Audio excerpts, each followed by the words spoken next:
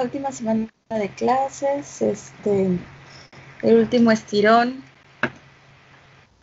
Ay, sí, ya era el último, en la recta final, maestro. Ya,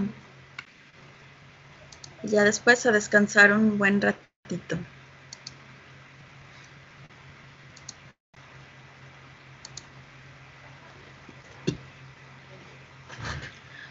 Ok,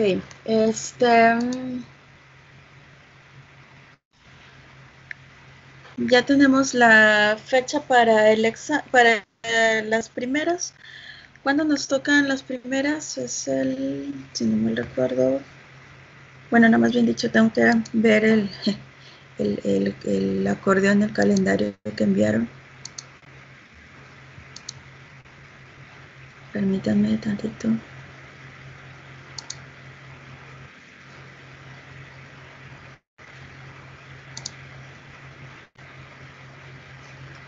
Entonces, esta semana terminamos con las exposiciones y yo los estaría viendo el día, permítanme, el día 18 para para dar los resultados del semestre, pero no a las 7 de la mañana, ¿no? Un poquito más tarde, obviamente, a las 7 es muy tempranito. ¿O tienen programado algún otro examen para esa, o sea, durante este día, el 18? Creo que no, maestra, creo que no nos han platicado nada de ese día. Ok, porque según el calendario que envió el doctor Cavazos, nos toca el 18 a las 7 de la mañana, pero entonces, si están de acuerdo, yo los vería el 18 a las, pues como eso de las 10, yo creo, para darle los resultados, ver dudas, este, correcciones, lo que sea que se tenga que ver en cuanto a los resultados y previo a subirlos a a entregar pues yo mis resultados, subirlos al sistema. Porque sí es necesario tener como esta revisión antes de subirlos al sistema, porque luego es medio complicado hacer cambios. Entonces, para no pasar por esas situaciones. Ok, si llegara yo a tener listos los resultados antes, pues ya me comunico con ustedes. Pero dada todos los pendientes que tengo, yo creo que sería, sí, este sería el 18. Ok, ¿Sí está bien, maestra? Muy bien, bueno, maestra. bueno, entonces el día de hoy tenemos la exposición de Elías y de Dania y vamos a escuchar también a Ebert y a Andrea, y en la siguiente clase terminamos con Andrea, Ángela y Ana, ¿ok? Sí, así es, maestra.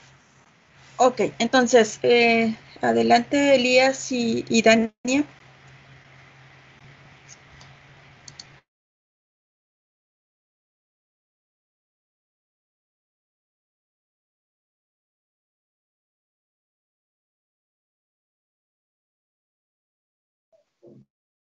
Sí, están viendo la pantalla, ¿verdad?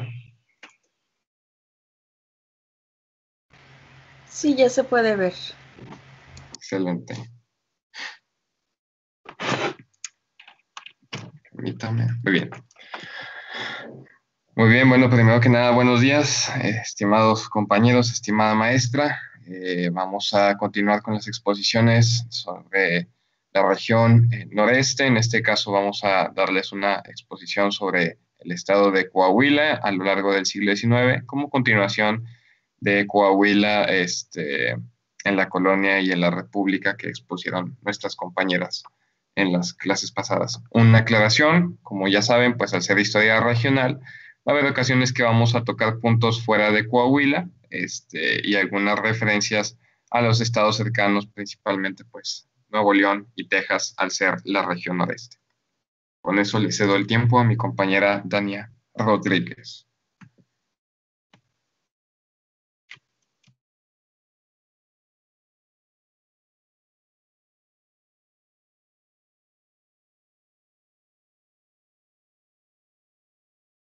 Dania, ¿estás por ahí?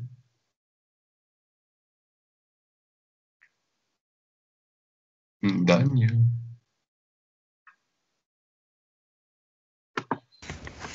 ¿Se escucha ya? Sí, ya te escuchas. Es que como que tenía problemas. Ok. No te preocupes. Ok, bueno, voy a comenzar hablando, bueno, nosotros empezamos a hablar sobre Coahuila después de terminar la independencia.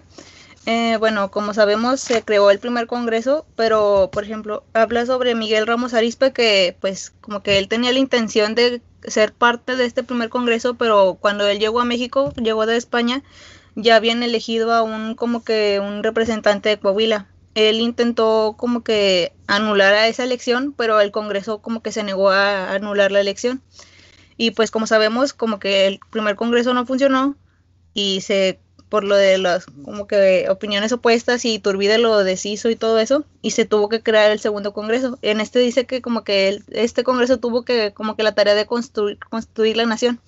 Y ahora sí comienza diciendo que el 20 de noviembre de 1823, Miguel Ramos Arizpe presentó el proyecto del Acta Constitutiva de la Nación Mexicana, en el que destacaba un sistema federal del gobierno. Este como que proyecto fue aprobado el 31 de enero de 1824 por el Congreso y la nombró Acta Constitutiva de la Federación.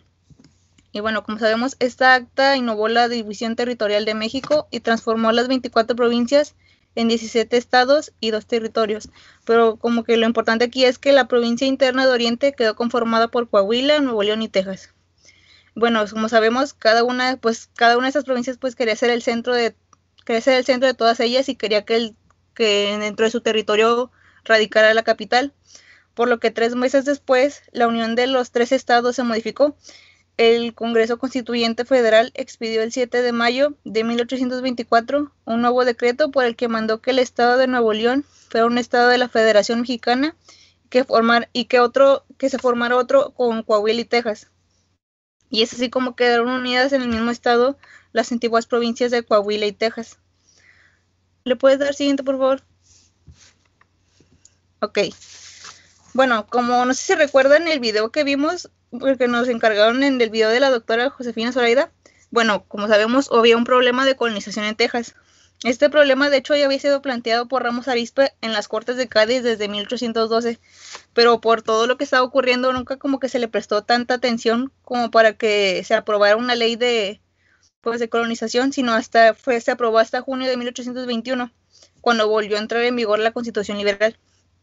Bueno, esta ley de colonización del 18 de agosto de 1824 dejó en manos de los estados la administración de las tierras baldías. Por esta razón es que Texas decidió unirse a Coahuila, porque si no hubiera aceptado esto, pues el territorio de Texas hubieran sido administrados por el gobierno federal. Fue en Saltillo donde se administraban estos permisos para colonización. Por ejemplo, hacen mención de personas como Robert Ledwidge, que se les concedían territorios para poblar, no sé, 20 familias, Hayden Edwards de 800, de Greenwood de Witt de 300 y Martín de León de 150 familias. El gobierno confiaba en que los privilegios que se les otorgaran a los extranjeros los convertirían en ciudadanos leales. Pues confiaban en ellos de que después como lo vimos en el video, de que si les dábamos territorios, pues íbamos a confiar de que sí, somos mexicanos. Pero, ¿le puedes dar siguiente, por favor? Pues como sabemos, pues hubo problemas, ¿no fue así? Varios de los problemas que hubo fue que las tierras concedidas no podían venderse, pero los bancos norteamericanos vendían estas tierras que pues les eran entregadas gratuitamente. También en 1826, Hayden Edwards se rebeló y proclamó la República de Fredonia en Nacogdoches. Y también uno de los problemas es el tema de la abolición de la esclavitud. Y también la mayoría de la población era extranjera y no tenía los requisitos mínimos de adición al país, o sea, estaban ilegales. Y lo que hicieron fue que Lucas Alemán promovió la promulgación de una nueva ley de colonización, que esta fue publicada el 6 de abril de 1830. Esta ley ponía el control de la colonización en manos de la Federación y pues prohibía la entrada de nuevos colonos americanos. ¿Le puedes dar siguiente, por favor? Ok. Bueno, como tenían problemas los norteamericanos en Texas, lo que hicieron fue de que Stephen Austin, que es uno de los personajes que más destacan en este como que periodo de la colonización, lo que hizo fue que convocó una reunión de colonos. Esta convención de colonos se reunió en San Felipe en noviembre de 1832 y pues como es obvio no incluyó mexicanos. En esta convención se redactaron como que una serie como de peticiones al gobierno mexicano, entre las que destacan la abolición de la ley del 6 de abril, en la que se prohibía pues la entrada de norteamericanos. También pedían el cierre de las aduanas abiertas y concesión de 3 años más de exención de impuestos. También pedían expedición de títulos de propiedad para los colonos que estaban como ilegales y pedían la separación de Texas del estado de Coahuila. En enero de 1833 se reunió una segunda convención en San Felipe mismo, en la cual se redactó la Constitución de Texas. Y lo que hicieron como para solucionar esta problemática que había fue que se pusieron en vigor una serie de reformas. Por ejemplo, aquí dice, de las reformas que se aplicaron fue que Texas se subdividió, aumentándose los ayuntamientos y la representación tejana en la legislatura estatal. La más importante de estas como que reformas o concesiones que se les dio fue que se nombró a un angloamericano juez principal de Texas y se aceptó el uso del inglés en la publicación de las leyes y de procedimientos judiciales. ¿Le puedes dar siguiente, por favor? Ok, bueno, ahora sí llega el momento de la separación de Texas. A los 3 años de que se establecieron las aduanas, en 1835, William Travis organizó la resistencia. Te dice que los viejos colonos que ya tenían más tiempo viviendo ahí, pues no aprobaron como que este movimiento, pero que los demás como que personas ilegales y como que se sumaron inmediatamente. El gobierno norteamericano se declaró neutral, pero el propio Andrew Jackson como que difícilmente ocupaba su simpatía al movimiento. Dice que a pesar de que se declaró como que de forma neutral, no hizo nada como para impedirle que los tejanos se movilizaran. Para octubre de 1835, el Congreso establecía el sistema central mediante la Constitución de las 7 leyes. Según esto, Santana, más que simpatizar con el centralismo, aprovechó sus doctrinas para ejercer la dictadura y por lo pronto abolió la Constitución de 1824. ¿Le puedes dar siguiente, por favor? Ok. En noviembre de 1835, Santa Anna partió rumbo a Saltillo, donde preparó su ejército. En diciembre se rendía el comandante Martín Perfecto Cosa en San Antonio y se retiraba con las últimas tropas mexicanas. Para fines de febrero, Santa Anna estaba en San Antonio de Bejar y el 6 de marzo tomaba Sangre y Fuego el fuerte del Álamo. De acuerdo con el decreto de diciembre, Santa Anna no aceptó rendición alguna de los extranjeros que luchaban por enajenar el territorio mexicano. Y en este mismo decreto se mandó fusilar a los prisioneros de Goliat, lo que esto violaba pues las leyes de la guerra. ¿Le puedes dar siguiente, por favor? Bueno, es así como Sam Houston mantuvo reunido un pequeño ejército y en 1836, derrotó al ejército mexicano en San Jacinto. Fue ahí donde Santa Anna fue apresado y lo llevaron a la bahía de Galveston, en donde se le obligó a firmar uno de los primeros tratados de Velasco el 14 de mayo de 1836. En el segundo tratado de Velasco se reconoció ahora sí la independencia de Texas, que a poco tiempo de haberla obtenido se gestionó su anexión con el Estado de la Unión Americana. Y ya para el 21 de julio de 1845, Texas votó su unión a los Estados Unidos y que con ello quedó abierto el camino hacia la guerra entre los dos países, pues que quedó pues agravada pues gracias a los fines expansionistas pues de Estados Unidos. Es así como Coahuila, bueno, la lectura decía que Coahuila quedó solo en un mal momento porque gracias a la Constitución de las 7 leyes, la ley de las 7 leyes, que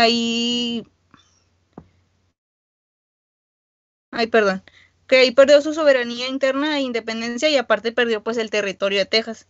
¿Le puedes dar siguiente, por favor? Bueno, lo que destaca de Coahuila en cuanto a la invasión norteamericana es la ocupación de la plaza de Saltillo por las fuerzas invasoras norteamericanas al mando del general Zacarías Taylor.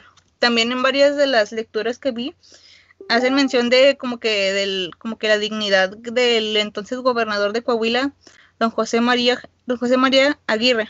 Bueno, cuentan que fue invitado como que por este general, fue invitado a comer porque como que quería conocer cuál era su influencia sobre el pueblo, y que este señor, don José María Aguirre, le dijo que no podía aceptar su invitación a comer como amigos porque él era un invasor a la patria y no podía considerarlo como un amigo. Y pues esto obviamente tuvo como que sus repercusiones, pues estos dos norteamericanos, al no poder aprenderlo por haberse refugiado en la serranía de La Paila, pues incendiaron su rancho en La Pastora. ¿Le puedes dar? No es cierto. Bueno, se libró la batalla de la Angostura cerca de la ciudad de Saltillo. Ok, este combate duró varias horas. En cierto momento, la ventaja parecía favorecer las tropas nacionales, tanto que los norteamericanos se tuvieron que replegar hacia la hacienda de la Buenavista. De hecho, también hace mención que esta batalla de la Angostura para los norteamericanos es la batalla de Buenavista. Fue entonces cuando inexplicablemente Santana ordenó la retirada del ejército hacia Agua Nueva, pretextando que no contaba con alimentos suficientes y pertrechos de guerra. Y bueno, dicen que no hubo triunfo ni derrota para ningún bando, pero la orden de dar marcha atrás pues desmoralizó a los soldados mexicanos. ¿Le puedes dar siguiente, por favor? Ok, en cuanto a la anexión de Coahuila y Nuevo León, como sabemos, en 1854 se lanzó el Plan de Ayutla. Santiago Vidaurri, quien según había apoyado dicho plan, pues aprovechó las circunstancias, y el 23 de mayo de 1855, Santiago Vidaurri dio a conocer el Plan de Monterrey, también llamado Plan Restaurador de la Libertad, en el que anexó el estado de Coahuila al de Nuevo León, formando una sola entidad federativa. Pues hubo discusiones y desacuerdos. Según a esto, Saltillo y Parras, se opusieron a la anexión, y el resto del estado se pronunció a favor. También dice que al frente del Poder Ejecutivo se llevaba el gobernador Santiago Rodríguez, quien este personaje se opuso completamente a las pretensiones de Vidaurri. La anexión se aprobó en la Constitución del 5 de febrero de 1857, en la que se consignó como parte integrante de la Federación el estado de Nuevo León y Coahuila. Vidaurri promulgó el 4 de octubre de 1857 la Constitución Política del Estado Libre y Soberano de Nuevo León y Coahuila, legitimando así su anexión. Bueno, durante el periodo en el que estuvieron juntos, la capital fue Monterrey, y este periodo abarcó del 19 de febrero de 1856 al 26 de febrero de 1864, fecha en el que pues Benito Juárez decretó en Saltillo la separación de estos estados, restituyendo a Coahuila su independencia y su soberanía. Y esto es todo por mi parte. Si quieres ya dale siguiente.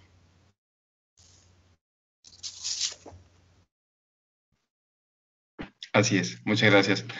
Ahí siguen viendo la presentación, ¿verdad? Sí, se ve. Sí. Excelente, gracias. Muy bien, sobre eso, durante ese tiempo, un poco en el 8 de abril de 1862 también, concuerdo con lo que mencionó mi compañera Dania, pues Saltillo y Parras serían los principales opositores. Sin embargo, también se añade un grupo de liberales que estaban en contra de esta anexión de Nuevo León a Coahuila en el municipio, en la ciudad de Monclova. Y sobre esa, pues, el alcalde, Juan José Villarreal de la Garza, sería uno que daría cuenta de su cabildo de dos disposiciones del gobierno federal, en la cual estaría en contra de Vidaurri, pero también hace referencia hasta en cierto punto donde recibiría o buscaría el apoyo más bien de para esas alertas de guerra que había con la intervención francesa. Entonces, si bien está esa anexión, como que empiezan los rumores sobre la invasión francesa, sobre la presencia de estas en el puerto de Veracruz, y ya se empiezan a hacer las declaraciones de advertencia de castigar a quien apoyara a los extranjeros en los territorios de Coahuila y de Nuevo León. Desde Monterrey, pues ya sabemos, el 14 de agosto Vidaurri requiere a los 37 municipios en territorio de Nuevo León y los 20 de Coahuila. Pide ese pequeño impuesto de una colaboración monetaria para recaudar 4,000 pesos que el gobierno federal le solicitó para el sostenimiento del ejército que frente al invasor defiende la independencia nacional. Sobre esto, las noticias por los acontecimientos de la intervención francesa se desbordaron en las propias costas de Tamaulipas, y así lo confirma el alcalde suplente de Monclova, Francisco Cárdenas, el 11 de diciembre de 1862. Entonces, aquí en Región Noreste también recibimos ciertas noticias desde la zona de Tamaulipas, y ya estaban los preparativos, en primer lugar, pues monetarios para la guerra, porque, como sabemos, y como también mencionó la doctora Josefina Zoraida en su conferencia, pues México lo que le faltaba siempre eran armas y dinero. Entonces, por lo pronto, primero había que tener dinero. Francia, pues sabemos que quería apoderarse de México, y para eso Coahuila y Nuevo León envían cierto contingente de tropas a la zona de Puebla, que derrotan al contingente de Francia el 5 de mayo de 1862, dirigido por el coahuilense Ignacio Zaragoza, ¿verdad? Ya conocemos a este personaje. Esto pues retarda la invasión francesa hasta el 10 de junio de 1863. Entonces sabemos que pues no ganamos la guerra, pero esta batalla sí dio un poco más de tiempo a los mexicanos para que se prepararan un poquito más, por así decirlo, y siendo dirigidos pues por este coahuilense Ignacio Zaragoza, que pues es muy peleado, no sé si saben hasta ahorita, sigue siendo peleado entre Nuevo León y Coahuila, pues para ver a quién es el que más honor le hace, ¿no? Unos dicen que era de Nuevo León, otros de Coahuila, porque pues como vamos a ver, en el siglo XIX, Coahuila y Nuevo León estuvieron pegándose y despegándose, pegándose y despegándose. Entonces, pues hay una batalla historiográfica por saber de quién es. Sobre eso, pues en esto claramente había amenazas externas, pero estamos viendo precisamente con ese descontento ante Vidaurri que también hay amenazas internas, por así decirlo. Entre ellos está el levantamiento del capitán Andrés Valenzuela en el territorio. Él era vecino de la hacienda de San Blas, en la jurisdicción de San Buenaventura, cerca de donde se libró la batalla de la Angostura, y que murió fusilado a principios de 1864. Entonces no se hizo. Pero no fue el único, se hicieron más movimientos similares en levantamientos en contra de la anexión a Coahuila, y además sus propósitos pues, eran rechazar la legitimidad de Vidaurri como gobernador de estos territorios. Sobre esto recalcamos recalcamos la presencia del embajador mexicano Juan Antonio de la Fuente Cárdenas. Él, por encomienda de parte de Juárez, pasaba por la ciudad de Saltillo el 1 de septiembre de 1863 para representar a México ante los Estados Unidos, ¿verdad? En misión diplomática. Sabemos que pues Juárez buscaba el apoyo de los americanos estadounidenses para defender la patria mexicana, por así decirlo, en contra de los franceses, pero pues sabemos que de cierta manera fallaría un poco ahí esa misión diplomática, porque efectivamente también los americanos estadounidenses tendrían su propia guerra interna, su propia guerra civil, mientras nosotros teníamos también la nuestra, más la invasión francesa. Además, también se vio un poco frustrado la misión del embajador cuando llega a Matamoros por la presión del general Manuel Doblado. Sabemos que ahí había presiones conservadoras, pues también que no estaban muy de acuerdo en pedir ese apoyo a Estados Unidos, y bueno, ya veríamos también que serían otros tratados en búsqueda de esa ayuda estadounidense. Sobre la presidencia, bueno, en este punto, dada la invasión francesa, sabemos que Benito Juárez iniciaría un peregrinaje tratando de huir de la invasión y para reagrupar las fuerzas federales. En ese peregrinaje, bueno, pues en el año de 1863 se llega a San Luis Potosí. Ahí pone a su familia en manos de su yerno Pedro Santacilia y hace encaminar sus pasos con dirección a Saltillo. O sea, de San Luis no pasa a Monterrey, sino en primer lugar pasa a la ciudad de Saltillo. El 1 de diciembre se habla sobre este recibimiento del Ayuntamiento de Saltillo. Y ahí el ayuntamiento solicita al gobernador ayuda para sostener la manutención de la escolta que acompaña a la esposa del presidente, y de inmediato se giran órdenes para cubrir esa necesidad. Sobre eso hay unas interesantes anécdotas.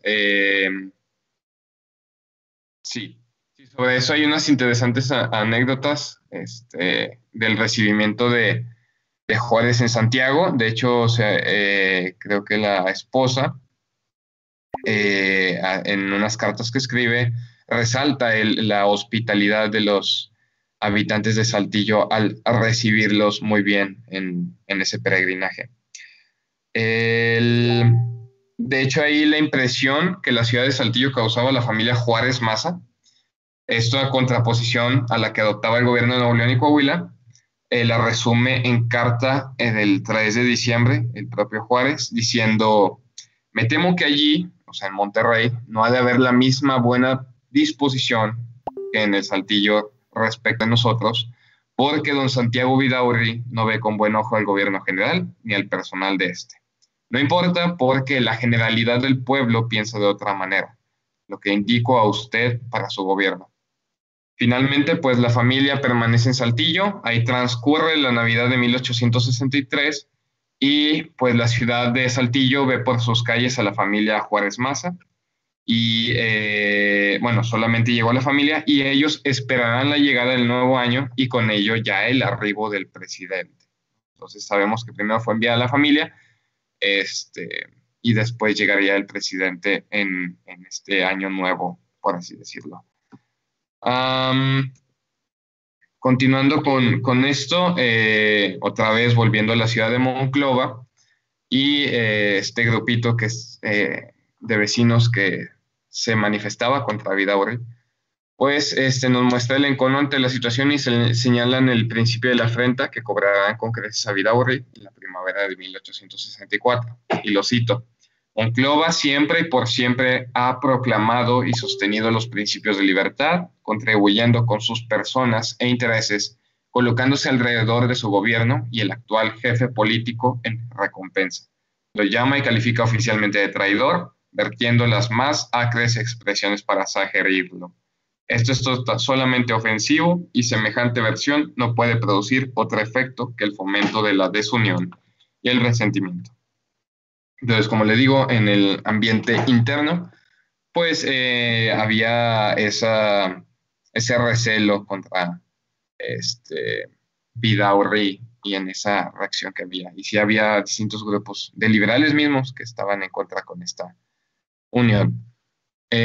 Sobre eso, avanzando un poco, pues aprovechando la llegada presidencial de Juárez a Coahuila, pues los habitantes de Saltillo le piden que interceda, por así decirlo, sobre la autonomía de Coahuila. Evidentemente sabemos que Benito Juárez no resuelve esta unión de momento. Sale rumbo a Monterrey, pero con el interés más que nada para pedir el apoyo contra los franceses. O sea, la motivación de Benito Juárez pues no fue así como que, ay, pobrecito, les voy a ayudar a que se desunan de Nuevo León. No, dijo como que, bueno, permítanme tantito, vamos a reagrupar las fuerzas, vamos a pedir el apoyo de Nuevo León.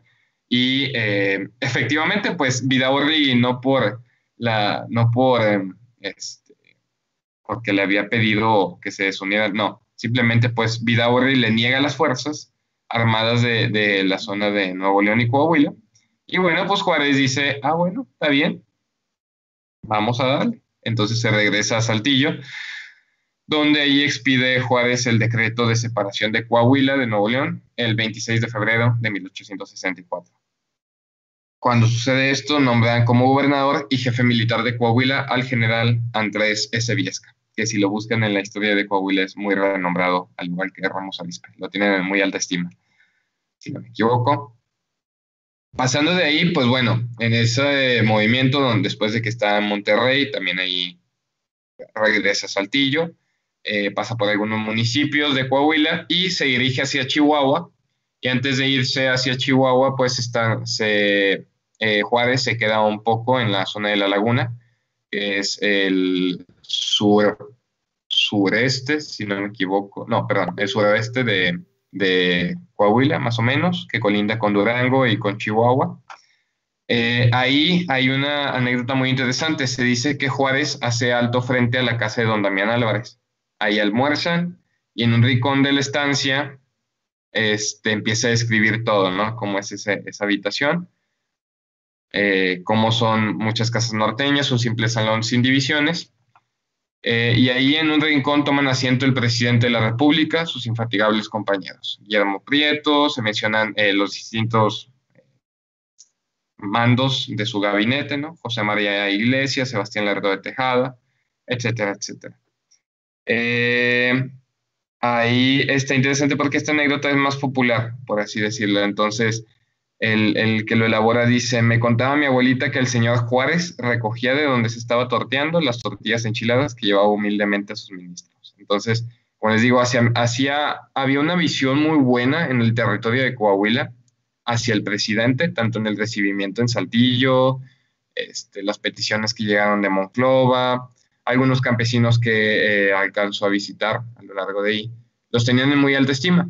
Eso hizo que de cierta manera Juárez lo recompensara desuniendo Coahuila con Nuevo León, y asimismo que en la laguna dejara a cargo de una hacienda, de unos campesinos, los archivos de la nación.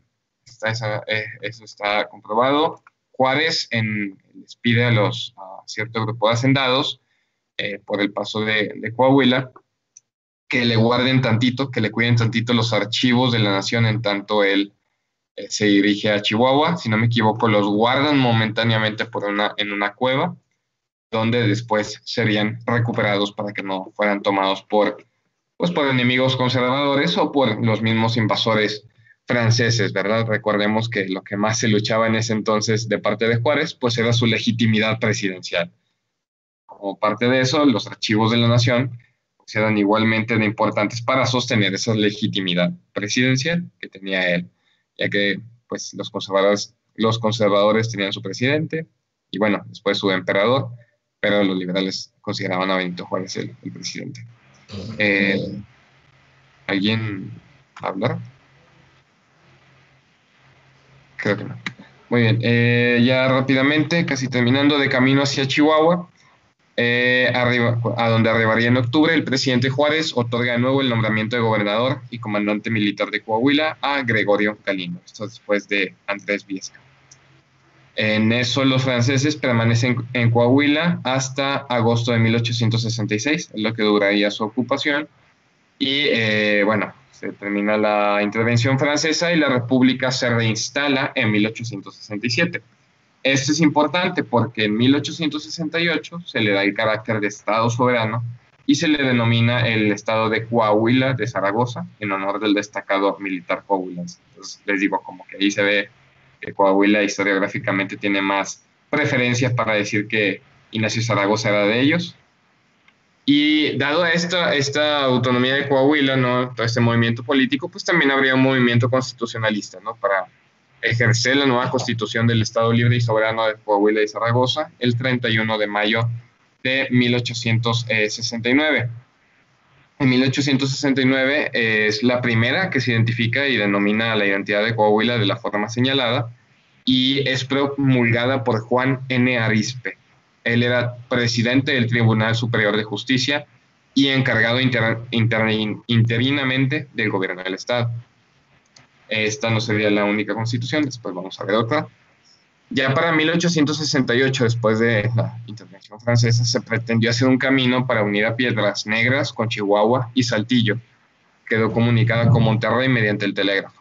En 1870 queda comunicado con San Luis Potosí y en 1881 con Lerdo, Durango. Ya había servicio postal con Monclova y lo unía con Piedras Negras, Musquis, Candela y Cuatro Ciénegas. Entonces vemos un proceso de modernización de caminos, puentes, comunicaciones, que era lo que, volvemos a lo mismo, recalca la doctora Josefina Zoraida en el video que vimos. Es lo que le faltaba a México, comunicación entre sus regiones, comunicación entre sus estados. Y aquí es donde empieza a atenderse por primera vez esas necesidades de caminos y comunicaciones. Uno de los gobernadores también que recalcamos en la historia de Coahuila del siglo XIX es el Evaristo Madero, quien gobernaría de 1880 a 1884. Él, como dato interesante, es abuelo del revolucionario Francisco I. Madero. Era terrateniente, como sabemos, de buena familia, tenía un buen grupo de tierras en la zona de Coahuila, más que nada en la zona, si no me equivoco, que colinda con San Pedro de las Colonias, el municipio. Y bueno, realizó obras de beneficio para la entidad, precisamente basadas en las ideas de orden y progreso, que compartiría con Porfirio Díaz. Promovió la instalación de fábricas y molinos en Saltillo y Arteaga y apoyó la entrada de cristianos tanto en Nuevo León como en Coahuila. Sabemos que para este tiempo, pues, gracias a las leyes de reforma, pues empezaría esta libertad de culto fuera de la religión católica, ¿no? Sin embargo, pues todavía había cierto rechazo a grupos de cristianos. Esto otra vez lleva a cierto grupo de reformas que derivarían en una nueva constitución el 19 de febrero del año de 1882. Ahí, el séptimo Congreso del Estado expide la Constitución Política Reformada del Estado de Coahuila de Zaragoza, promulgada por el mismo gobernador el 21 del mes de febrero, y sustituye a la primera Constitución de 1860. Finalmente, pues sobre la educación privada de este periodo podemos decir que el clero de Saltillo promovió en 1886 una escuela a cargo de las Hermanas del Verbo Encarnado. Este recibe el nombre de la Purísima y después cambia su nombre a Colegio Saltillense, y ese mismo grupo de hermanas también abrieron en 1907 una escuela para niños indigentes. Por su parte, en el 87 de 1800, la Asociación Metodista abre un centro social, un templo y un colegio al que llamaron inglés. Ahí funcionó como normal hasta 1922. Entonces, esta entrada de cristianos de cierta manera promovió la educación privada en las zonas, incluso para zonas con mucha precariedad. Incluso, y ya en 1890 se abre la escuela presbiteriana, que también mantenía una normal con alumnado interno. Ahí acudían jóvenes procedentes de otros estados y la normal fue trasladada a Cuernavaca en 1916. Así es. Y esas son unas pocas referencias de lo que citamos. Y sería todo.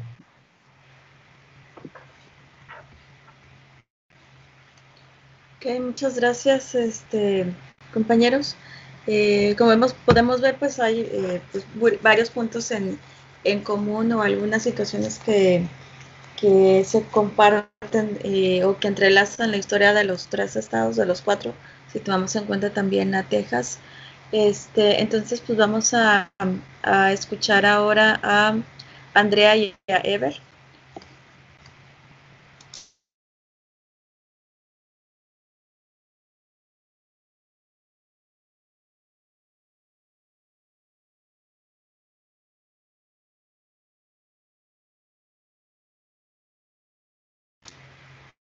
Sí, ¿están listos?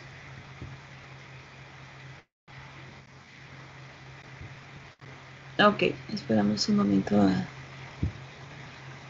a los compañeros.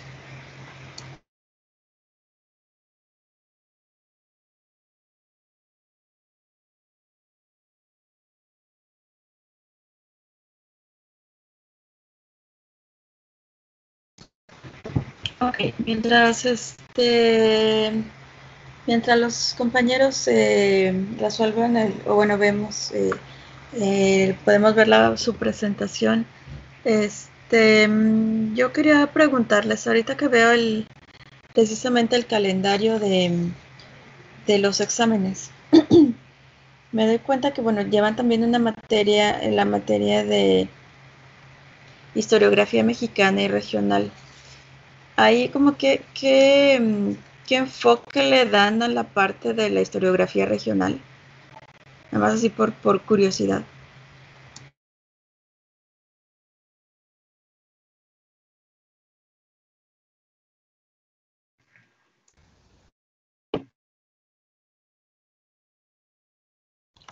Pues de hecho hasta hoy empezamos a ver lo que es ya la historiografía regional con Gonzalitos, maestra. por lo regular estuvimos viendo historiografía mexicana posterior de la independencia.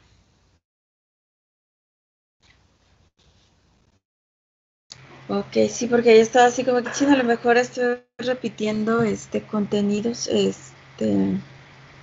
pero bueno, No, de entonces, hecho, maestra, digamos, nosotros para esperábamos ver entonces, contenido parecido a de la materia en historiografía regional, pero no nos enfocamos más en historiografía de México. sí, es que ya con la pura historiografía de México ya es, o sea, es todo un curso, ¿no? O sea, y a veces hasta nos falta. Entonces sí, abarcar las dos sí es como bastante contenido. Bueno, entonces igual para después ponerme de acuerdo con el maestro Olvera para ver cómo coordinamos esta parte. Bueno, entonces creo que ya resolvieron la situación. Entonces adelante, compañeros. Sí, perdón si escuchan ruido de fondo y todo eso. Es que estoy en un ciber. Entonces, por eso tenía un poco de problema. Ok, sí, está bien, no te preocupes, Andrea. Adelante. Voy a compartir la pantalla.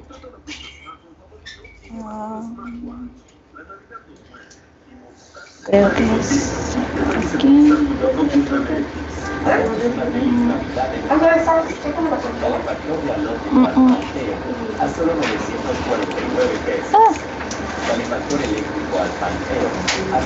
No se está viendo nada, ¿verdad? No, todavía no. Ok. Si hay problemas, lo que puedes hacer es pues enviarme el archivo y ya yo lo proyecto. Ah, está bien. Se lo mando ¿por dónde? Pues puede ser por aquí mismo, por Teams. O sea, subes aquí el documento, digo, para que no tengas que abrir otra aplicación. A ver, la otra opción pues, es por correo electrónico, pero yo creo que por aquí se puede. Voy a enviar la presentación. Y creo que igual Ever también está intentando ponerla.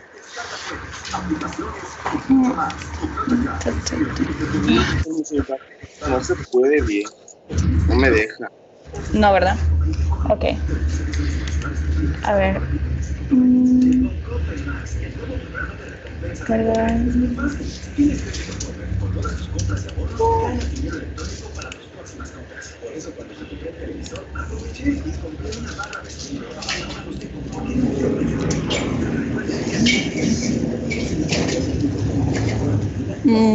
Creo que le envié al chat de aquí. Nomás mando imprimir, lo mando a la máquina que dice ahí. Perdone. Creo que ya Si se quieres. recibió, entonces. ¿Sí? Ah, perdón. Sí, Elías. Proyecto. Ok, Sí. bueno, si nos haces el favor, entonces, Elías, gracias.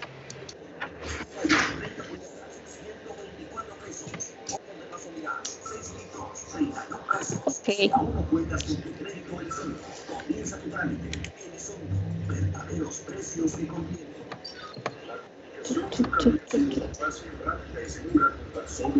Sí, ya me llegó bien. Sí se descargó. Qué bueno. Ahí, una disculpa. Trataremos de ser breves.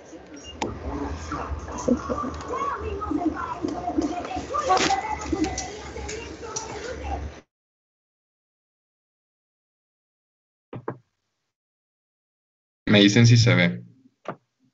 Sí, ya se ve. Ok. Bueno, nosotros vamos a hablar del siglo XXI para Tamaulipas.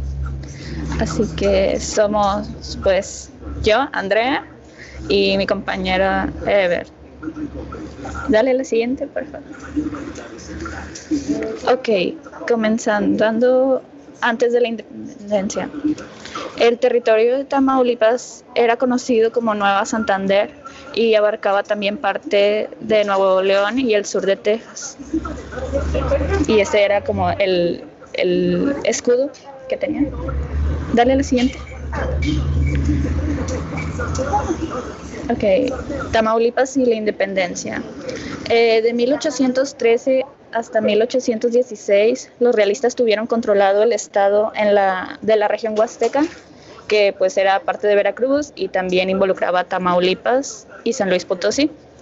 En 1817 entró Francisco Javier Mina, que era un militar español, llegó a apoyar a los insurgentes en México. Mina y sus hombres ocuparon la pequeña población de Soto la Marina, instruyendo a autoridades civiles, y 300 tamaulipecos voluntarios se unieron a su causa. Esto constituyó un hecho importante y marcó una trascendencia en la historia de Tamaulipas. Dale a la siguiente. Después de la independencia, Tamaulipas abrió sus principales puertos al comercio exterior. Los principales puertos eran Soto la Marina, Matamoros y Tampico. Y ahí en el mapita traté de marcar en dónde estaba cada uno. Dale a la siguiente. Ok, obviamente también ocurrieron sucesos que involucraron a todo el país y pues incluido ahí estaba Tamaulipas.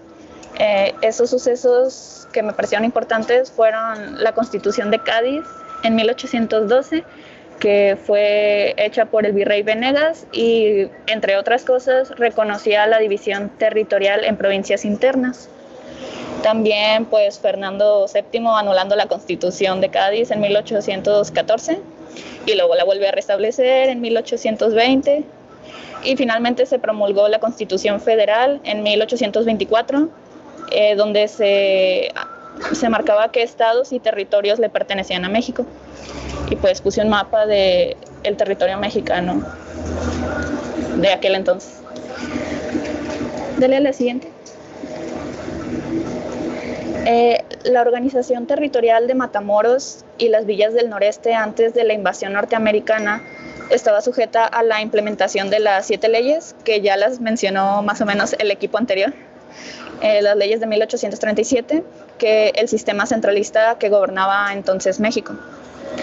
El departamento estaba dividido en 3 distritos, que eran norte, centro y sur, y el primero tuvo su sede en Matamoros. El gobernador era la máxima autoridad, mientras que en la cabecera de distrito lo era el prefecto, en la sede del partido el subprefecto y el alcalde en los ayuntamientos. Dale a la siguiente. Ok. Cuando Texas se declara independiente en 1836, Estados Unidos reclamó como suya la Franja del Nueces. Esto inició las agresiones contra México y eso terminaría llevando con la invasión territorial del Nueces, Nuevo México y la Alta California. Aquí en el mapita, no pueden ver mi flechita porque es Elías el que lo está poniendo, pero está el río Nueces arriba de ese y abajo está el río Bravo. Así es, gracias. Los tejanos declararon que la frontera se extendía hasta el río Bravo y el gobierno norteamericano apoyó la nueva frontera.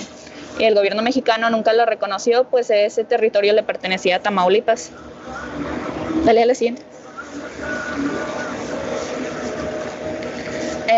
La invasión norteamericana fue considerada como una guerra deshonrosa e injusta, ya que el gobierno mexicano estaba en crisis política y económica, incapaz de realizar una defensa apropiada.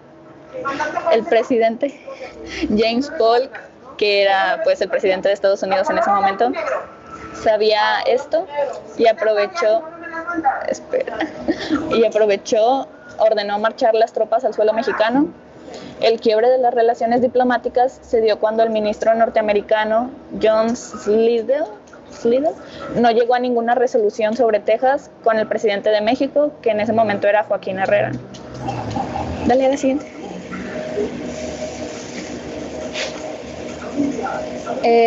Las relaciones diplomáticas empeoraron cuando Slidell propuso la compra de California, pues tenían sed de expansionismo alentado por el Destino Manifiesto.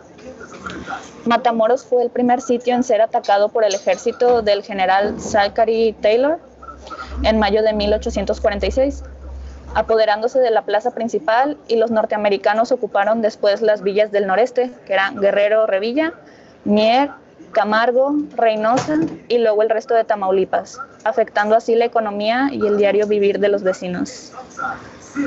Dale, por favor. Cabe señalar que el gobierno local siguió sus funciones en la administración de justicia civil. En un principio las autoridades respondieron la amenaza permaneciendo en sus funciones. Sin embargo, la presencia y constante vigilancia norteamericana imposibilitó su eficiencia. A la par, los vecinos de Matamoros y las demás villas del noreste respondieron los agravios de los norteamericanos con robos y asesinatos sin respeto a las autoridades locales. Durante este periodo también constantemente navegaron vapores en Norteamérica. Vapores norteamericanos por las costas tamaulipecas, lo cual benefició a los vecinos, ya que se comercializaban mercancía importada a bajos precios. Dale.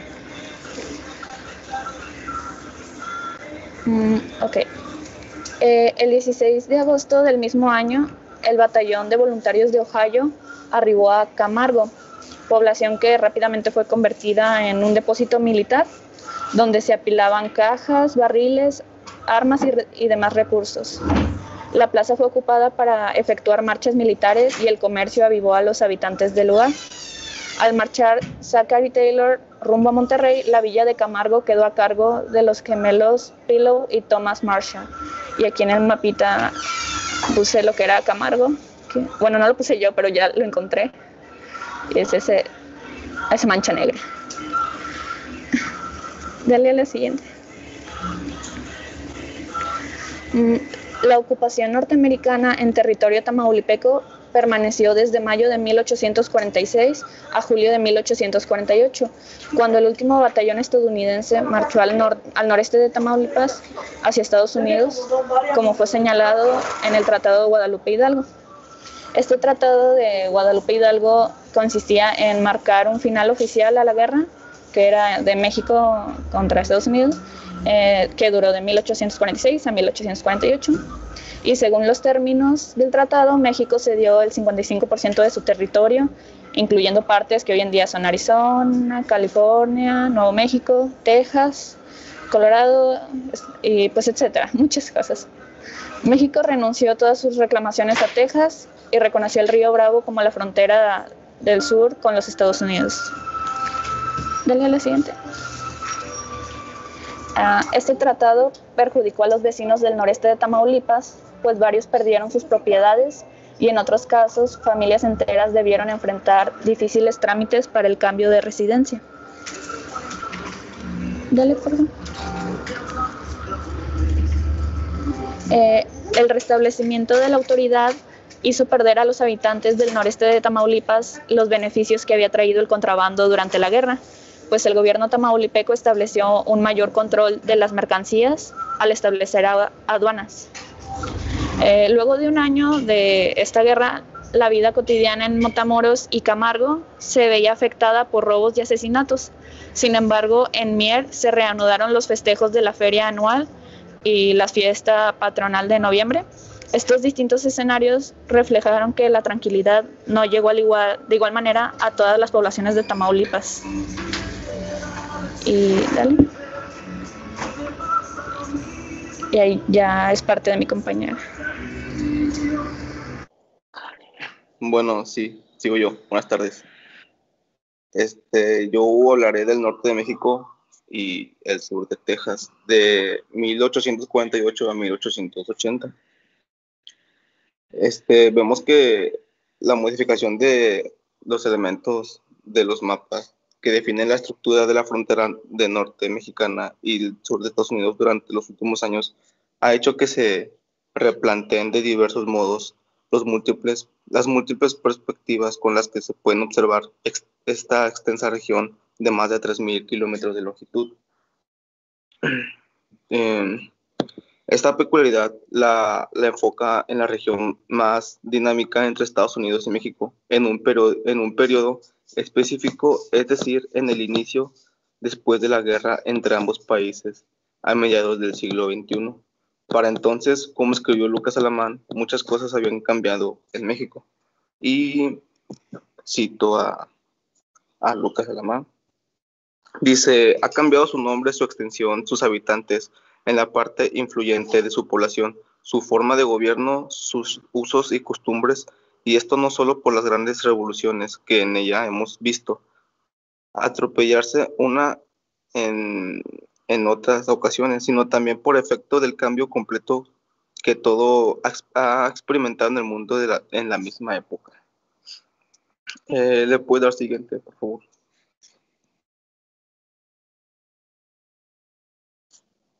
Bueno, en este cambio completo de circunstancias políticas, económicas, sociales y culturales, la región noreste mexicana experimentó también el reacomodo de los elementos que la definían. De ello da cuenta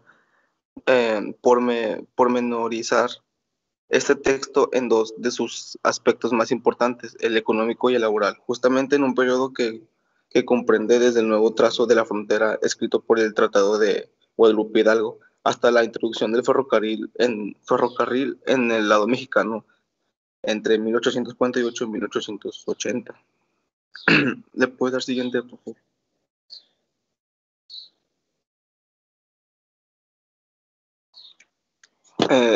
Aquí ya nos enfocamos un poco más en la historia del noreste mexicano. Dice, esta vasta región se encuentra entrelazada por lo menos desde mediados del siglo XVIII, en lo que entonces se llamó las provincias internas del Oriente, como lo comprobó Juan Fidel Zorrilla. Tras instancias, agruparon la región el obispado de Linares en 1777, la Comandancia General de las Provincias Internas de Oriente de 1788, y ya tardíamente la Diputación Provisional se unió así desde el punto de vista eclesiástico, judicial y político. La Constitución de Cádiz de 1812 reconoció también esta demarcación, sin duda, por la convicción de la unidad nororiental de Miguel Ramos y Arizpe, y luego la Constitución de 1824 volvió sobre el sí mismo a ausentar a unir a Coahuila y Texas en un mismo solo estado, que a lo que decía mi compañera hace un momento. ¿Puede dar siguiente, por favor? Este es un mapa de México,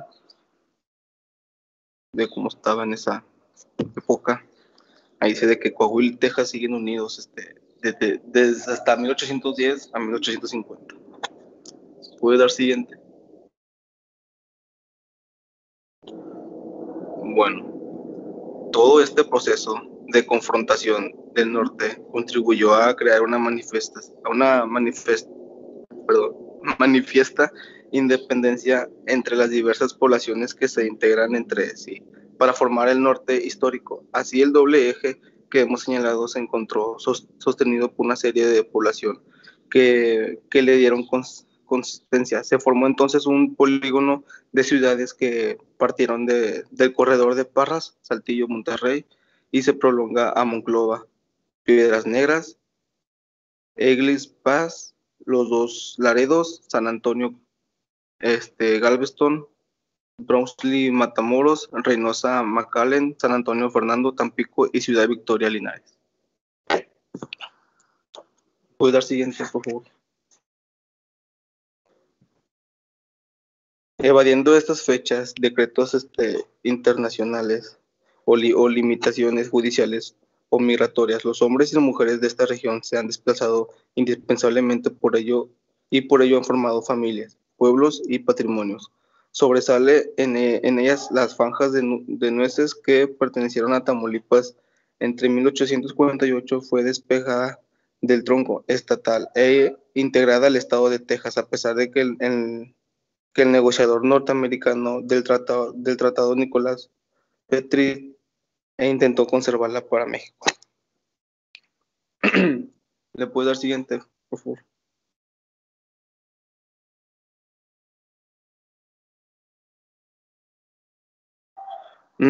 Por otra parte, es necesario destacar que el desplazamiento de quienes pensaban en un lugar a otro en el noreste siguió un patrón común en la región. Así, por ejemplo, las llamadas villas del norte y en otras poblaciones nesondanderinas, investigué y era de que las personas que se trasladaban de una región en un mismo corto de tiempo, no sé si me explico. Fueron fundadas en su mayoría por nuevo-leoneses a mediados del siglo XIX.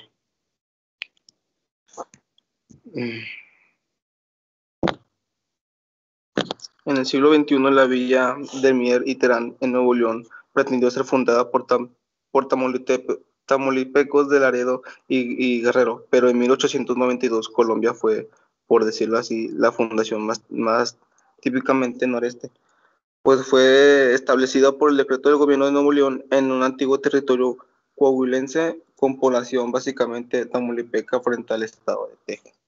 O sea, se pusieron ahí mero enfrente donde no debían. Ahí está en el mapa. Casi abarcaron todo. ¿Puede dar siguiente, por favor?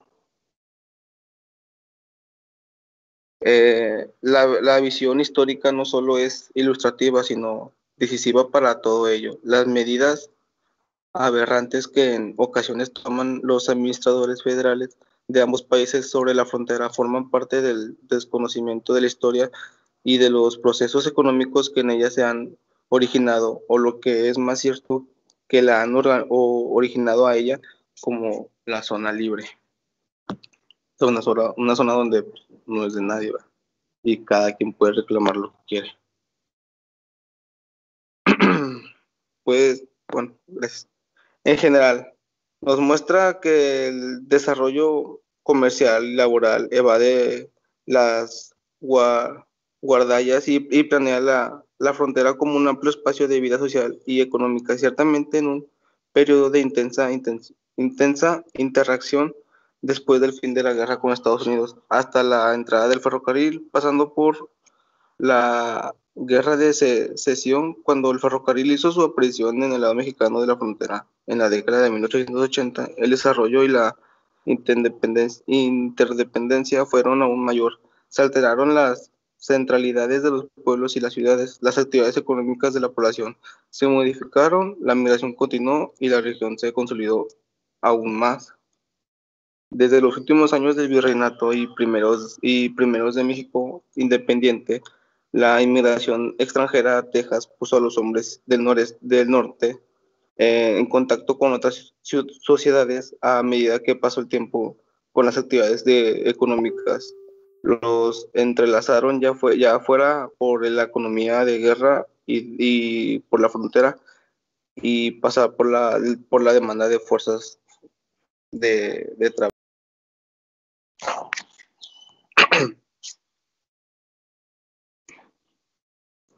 Y ya, no, bueno, también.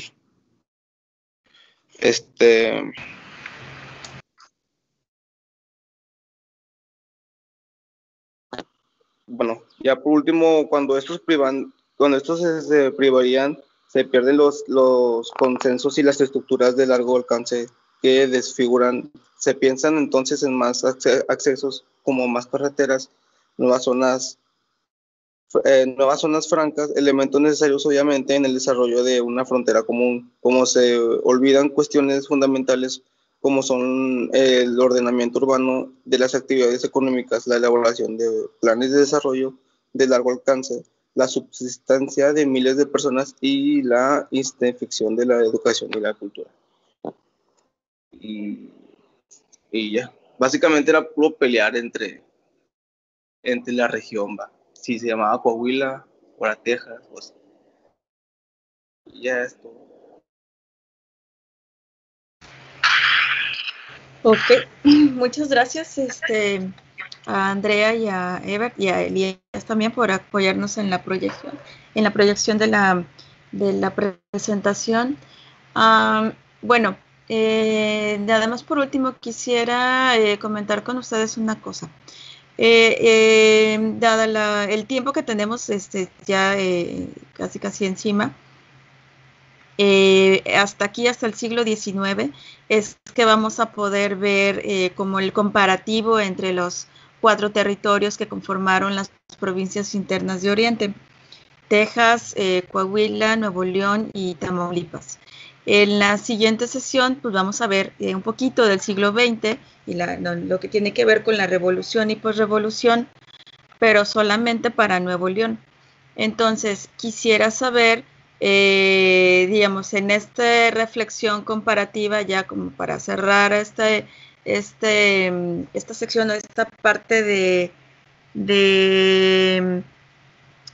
que podemos ver por los 4 casos, ¿qué elementos podemos observar o pudimos observar comunes y qué elementos pudimos observar que son distintos o distintivos de cada estado, o procesos que se vivieron o se llevaron a cabo con ciertas particularidades en los diferentes estados que pudimos ver? Entonces sí me gustaría escuchar sus reflexiones al respecto.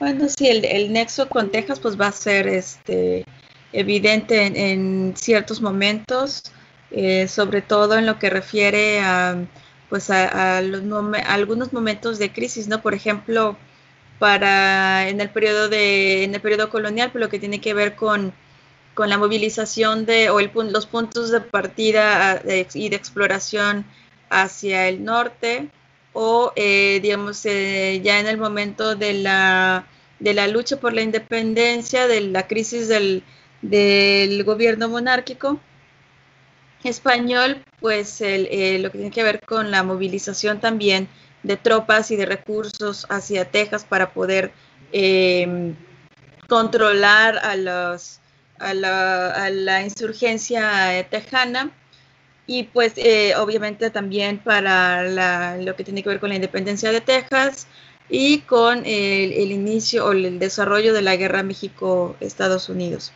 ¿Sí, Elías? Sí, pues más que nada eso, en cuanto a sociedad, está interesante porque aún teniendo Texas, dada su despoblación, pues el norte como tal, pues seguía siendo solamente Tamaulipas, Coahuila y Nuevo León. Bueno, el noreste. Entonces, efectivamente, pues tenemos ahí las ciudades de Piedras Negras, ¿no? Tenemos ahí, bueno, actualmente Reynosa, pero había otra ciudad en Tamaulipas, como pasos fronterizos, vaya. Acá sería, pues, Monterrey, Coahuila, Piedras Negras, Monclova en distinto... No, Monclova no, creo que fue solamente Piedras Negras principalmente. De Tamaulipas, pues creo que también era Matamoros, si no me equivoco. Creo que lo mencioné ahorita la compañera. Entonces, esos 3 estados principalmente serían como eso, un paso a... Y de Texas, pues nomás estaba ahí deshabitadilla. Obviamente, en el tiempo de la colonia, pues sí, ¿verdad? Era un punto para la colonización más al norte, pero sí. Y otra cosa también sería, más en los tiempos modernos, los 3 estados servirían, bueno, la zona del noreste mexicano tendría en común mucho la entrada de grupos evangélicos a la zona. Serían los principales que darían pues más tolerancia, por así decirlo, en cuanto se refiere a bautistas, metodistas, presbiterianos y derivados. En 1864, si no me equivoco, pues se establece la primera iglesia bautista en Nuevo León, y de ahí se empiezan a dispersar en la zona noreste, pero ahí sería la principal entrada. Sí, digamos, entonces pues podemos observar que pues hay digamos, procesos, hay elementos que más o menos se comparten, ¿no? Sin embargo, creo que también hay cosas que son distintivas de cada estado. ¿Podrían darme algunos ejemplos de estos elementos distintivos?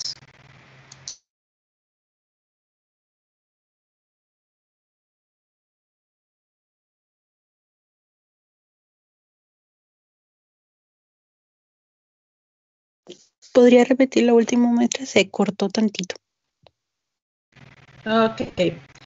Decía que hay, si bien, por ejemplo, vemos que hay procesos que, pues, digamos, se comparten, no hay sí, o sea, elementos dentro de los procesos históricos que en la región que se comparten o que son comunes, también hay elementos o hay partes de los procesos que son distintos, que son como particulares de cada estado. Entonces quería saber si me pueden dar algunos ejemplos de estas particularidades, perdón, que se vivieron en cada uno de los estados de acuerdo a las exposiciones que hemos visto.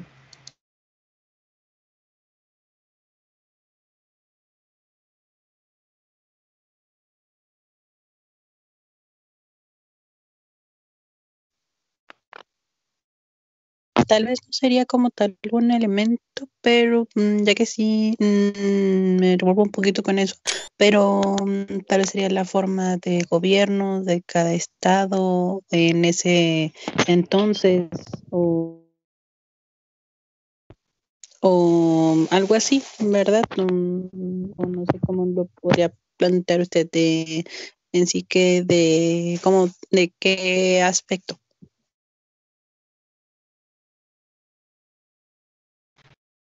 Bueno, por ejemplo, aquí Andrea dio un elemento que es importante. Tamaulipas pues cuenta con salidas al mar, ¿no? Esto pues, digamos, ya de entrada es un elemento distinto porque pues, los de las otras provincias o los otros estados no tienen esta salida al mar. Entonces, esto hace que ya las dinámicas de las ciudades sean distintas, ¿no? Y que, por ejemplo, si bien a lo mejor Nuevo León y Coahuila no tienen salida al mar, pues tienen quizás otros, cuéntanos como que, por ejemplo, con vías férreas que pueden ayudar a la movilización de mercancías y de personas. No sé, elementos así, ¿no? Cosas que hayan sido distintivas para cada uno de los estados. ¿Sí, Ricardo? Oh, ya. Bueno, de hecho, lo más distintivo, por lo menos en los primeros años de la industria coahuilense, era la industria textil, y el uso de algodón, ya que esa fue la que más se trató a partir de 1820, 1840, y también se expandió, digámoslo así, a Nuevo León. Creo que lo que más caracteriza a la región noreste es que si Tamaulipas cierra, digámoslo así, el puerto o cierra sus comunicaciones de, pues, naval, no sé, de barcos, ¿vale? Comerciales en cuestión de barcos, sí cierra mucho Nuevo León y a Coahuila, porque sí dependen mucho de la salida al mar de Tamaulipas. Y pues principalmente lo que más caracteriza a Monterrey sería bueno, antes de la industrialización, la producción ganadera, porque la carne aquí era realmente barata, hasta eso. Me acuerdo que leí en el PIA, bueno, para el PIA, que la carne en Nuevo León era tan barata que no se consideraba algo que se vendiera en una fonda o en un restaurante, porque cualquiera lo podía comprar. Y bueno, por ahí de 1840. Y pues posteriormente lo que caracteriza mucho más a Nuevo León es que es Monterrey, el área metropolitana, lo principal como un centro industrial, mientras que en Coahuila está más separado porque Monclova y Saltillo están, bueno, pues hay una carretera que te lleva directamente a otra. Siento que eso caracteriza más a Nuevo León respecto a Tamaulipas y a Coahuila, que Nuevo León tiene un centro industrial y ciudades importantes en un mismo lado. o en una misma región, pues en una misma zona. Ok, muchas gracias, Ricardo. Y pues bueno, sí, digamos, vemos cómo hay, o parecía que en algunos momentos se repetía o era un poquito repetitivo la información sobre los procesos históricos. Sin embargo, creo que sí pudimos observar, o más o menos ver, las particularidades, y también creo que es importante ver cómo se escribe desde cada uno de los estados. Es decir, a lo mejor la interpretación de un historiador de Coahuila frente a un acontecimiento o a un proceso va a ser diferente, o va a tomar en cuenta otros elementos que, por ejemplo, no van a ser tan relevantes o van a ser distintos a los que va a referir un historiador en Tamaulipas o en Nuevo León.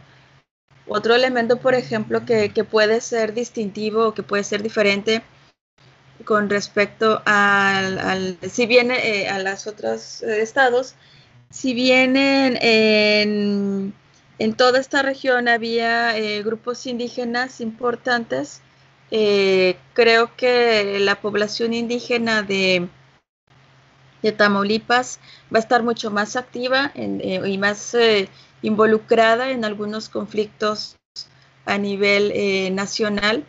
Entonces, digamos, ese puede ser también otro factor u otro elemento que va a distinguir la historia tamaulipeca, por ejemplo, con respecto a los otras dos estados. Sin embargo, ¿considerarían ustedes que a partir de la historia o de los rasgos históricos que hemos estado observando y la forma en la que se definen las regiones, considerarían al noreste o a estos estados ubicados en el noreste de México como una región?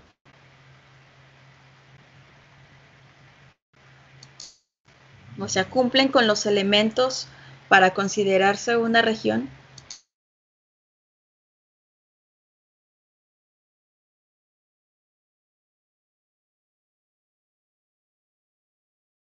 Pues sí, incluso cuenta con lo que habíamos leído en una lectura de que es una región plenamente histórica.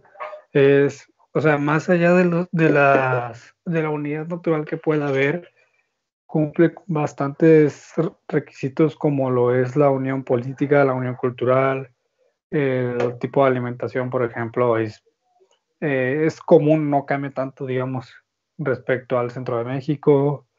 La propia población, pues, tiene algunos rasgos que la caracterizan, la política, si a eso nos sumergimos,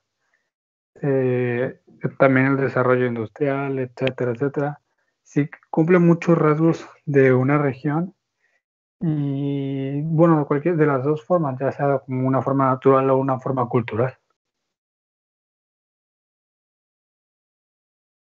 Ok, entonces, digamos, podemos comprobar o podemos, digamos, estar de acuerdo con los postulados, por ejemplo, de Mario Cerruti, de Manuel Ceballos, y afirmar entonces que el noreste tiene una cohesión como región. Y las pruebas, pues, son, como ya mencionó Ricardo, pues, aparte de los elementos geográficos, también pues hay elementos culturales en común, elementos históricos, procesos históricos, políticos, económicos, y hoy día pues también, digamos, la economía también está como entrelazada, ¿no? Hay corredores industriales y rutas comerciales que son importantes. Y qué decir, por ejemplo, de las familias, ¿no? La distribución, creo, también de la población hace o es un elemento también a tomar en consideración. Bueno, pues entonces vamos a dejar la clase del día de hoy por aquí, y ya la próxima semana culminamos el curso con con la presentación de Andrea, Ángela y de Ana.